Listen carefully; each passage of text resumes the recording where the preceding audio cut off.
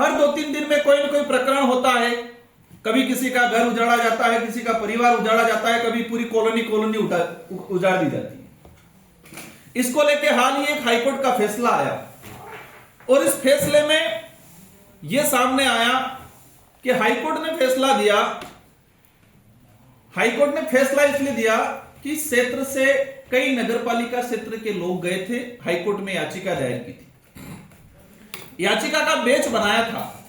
हमने पिछले 3 साल पहले 2022-23 के अंदर संविधान के जो प्रावधान है अनुच्छेद 243 और अनुच्छेद 243(1) में यह प्रावधान है कि अनुसूचित क्षेत्र के अंदर अगर आप नगर निकायों का निर्माण करते हो, गठन करते हो या विस्तार करते हो तो आपको 5वीं अनुसूची जो अनुच्छेद 244(1) जो है उसके विशेषाधिकारों को ध्यान के अंदर सिमरा था। वहां नगर पालिका जबरदस्ती घोषित किया।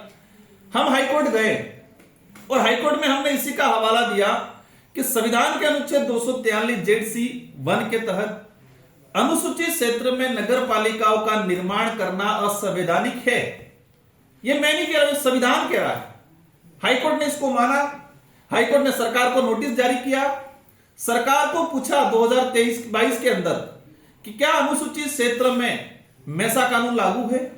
इसमें 2 चीजें हैं हमें समझने की जरूरत है कि कोई भी सामान्य क्षेत्र का कानून अगर अनुसूचित क्षेत्र में लागू करते हैं तो राज्यपाल महोदय को अधिकार है कि उस कानून को लेकर अपनी टिप्पणी करे या अध्यादेश जारी करे।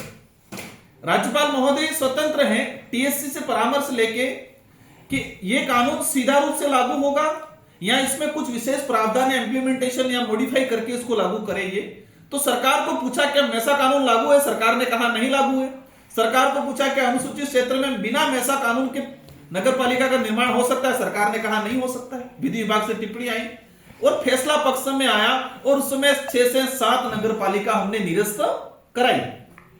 इसी के आधार पे यूडीए को लेके कुछ सामाजिक संगठन के लोग गए, सेमारी नगर पालिका को लेके ऐसे 19 प्रकरण चल रहे थे।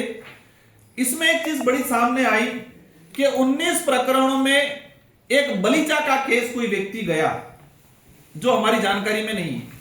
सेम प्रकरण थे, एक प्रकरण बलीचा से गया और बलीचा से जो प्रकरण गया उस प्रकरण में हम जिस लाइन पे जा रहे थे उस लाइन पे नहीं जाते हुए उन्होंने अलग हवाला दिया और हाईकोर्ट ने बलीचा की जो पिटीशन थी उस पे फैसला सुनाया और सारे जो पिटीशन थी उसको खारिज कर दिया और उन्होंने कहा कि अनुसूचित क्षेत्र में नगर पालिका नगर निगम को लेके राज्यपाल महोदय ने किसी प्रकार की कोई अधिसूचना जारी नहीं की है। इसलिए जब तक राज्यपाल महोदय अनुसूचित क्षेत्र में municipal extension to schedule area या मैसा कानून जब तक केंद्र सरकार पास नहीं करे या राज्यपाल महोदय उसके लिए विशेष अधिसूचना जारी नहीं करे तब तक नगर पालिका नगर निकायों का यूडीए का विस्तार होता रहेगा। यह सुप्रीम हाईकोर्ट ने भी फैसला हाल ही 7-8 दिन पहले दिया है। तो हमारा जो तक लगा, हमारी जो तहकीकात में आया, इस ये मैसा कानून को लेके नगर पालिका नगर परिषद यूडीए में रहने वाले लोगों को लेके सड़क की लड़ाई भारत आदिवासी पार्टी लड़ रही है। विधानसभा हो लोकसभा हो उसमें हमारे विधायक और मैंने स्वयं इस बात को उठाया है और न्यायालय की लड़ाई भी हम लोग लड़े। सड़क की लड़ाई भारत आदिवासी पार्टी लड़ी, संसद की लड़ाई भारत आदिवासी पार्टी लड़ रही है इस बात को, और कोर्ट के रास्ते भी हम ही गए। लेकिन एकमात्र केस बलीचा का गया वो हमारी जानकारी में नहीं। हमें जहां तक लगता है और ये सच्चाई है कि उदयपुर यूडीए के अंदर जो भूमाफिया लोग थे जिन्होंने यूडीए की जमीन अपनी जमीन बता के बेचने का काम किया, लोगों को बेची, स्टाम्प पे दिया। इस इलाके के आसपास जो पॉलिटिकल लीडर है, जो भूमाफिया बने हुए, भूमाफिया से संपर्क है, जो अधिकारी इसमें इन्वॉल्व थे, ये सारे अधिकारी भूमाफिया पॉलिटिकल लोगों ने मिलके हमारी याचिकाओं को क्रेज कराने के उद्देश्य से बलीचा से एक फर्जी व्यक्ति को तैयार किया, ऐसा हमें आभास हुआ।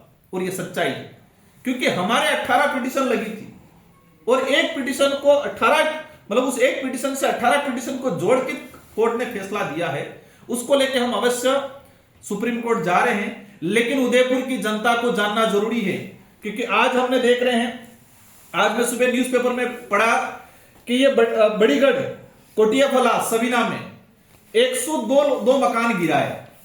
इसमें आदिवासी नहीं, दलित, पिछड़ा, ओबीसी, सामान्य सब व्यक्ति थे, हर वर्ग का व्यक्ति था। यूडीए की इतनी तानाशाही चल रही है, इसमें भाजपा के आधे लोग विरोध कर रहे हैं, आधे समर्थन कर रहे हैं, जनता को वोट बैंक बनाने के लिए जानबूझ के माहौल बना रहे, और कांग्रेस के नेताओं ने भी खाना पूर्ति करने का काम किया मात्र।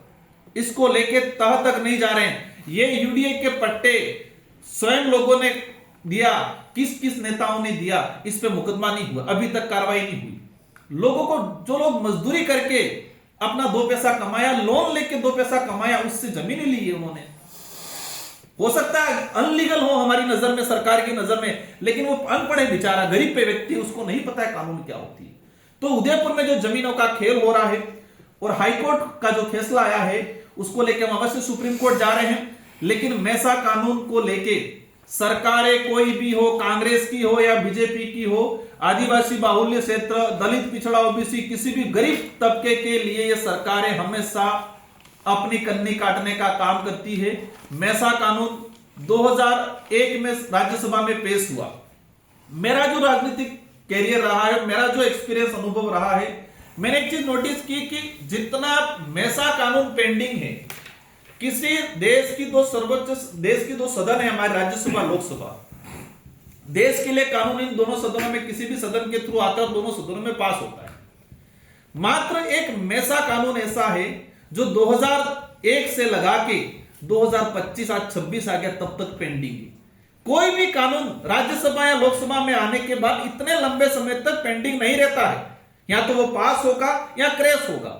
उन्होंने कमेटी को भेजा 2001 के अंदर, 2003 में जीपीसी ने, कमेटी ने उनको रिप्लाई दे दिया, सभी राज्यों से सलाह मशुरा हो गया।